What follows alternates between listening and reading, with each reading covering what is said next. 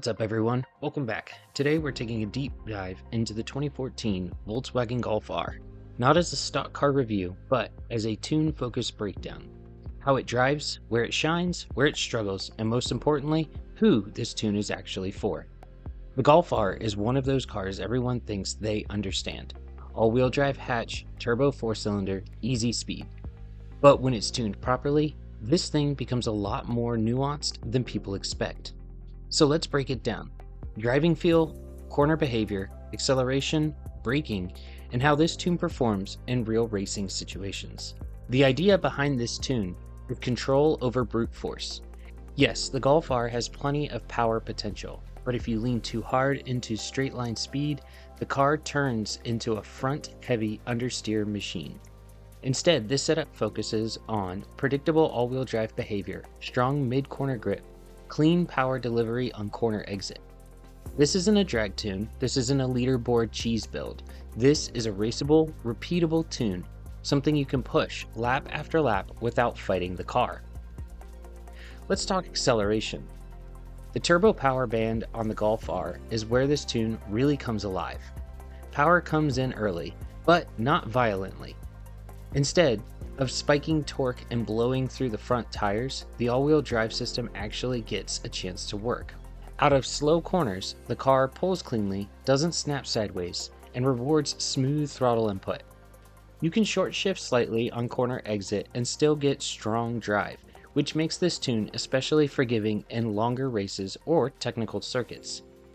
In straight line pulls, it's not the fastest thing out there, but it's consistently quick, and consistency matters more than peak numbers.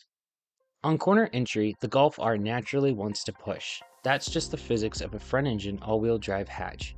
But with this setup, that push is manageable, not dominant. If you trail brake properly, the nose tucks in, the rear stays planted, you don't get surprise rotation. Mid-corner, the car feels stable, almost deceptively so. You can carry speed without feeling like the chassis is about to give up on you. This makes the tune especially strong through medium sweepers, long technical sections, and tracks with repeated direction changes. It's not a car that demands perfection, it rewards rhythm. Corner exit is where all-wheel drive cars live or die, and this tune gets it right. Instead of dumping power and hoping the system saves you, the Golf R hooks up progressively, transfers power smoothly, and lets you unwind the wheel confidently. You can get on throttle earlier than you think, as long as you're straightening the wheel and staying disciplined.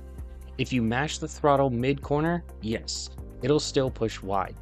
But if you drive it properly, the car feels planted and composed, especially over longer stints.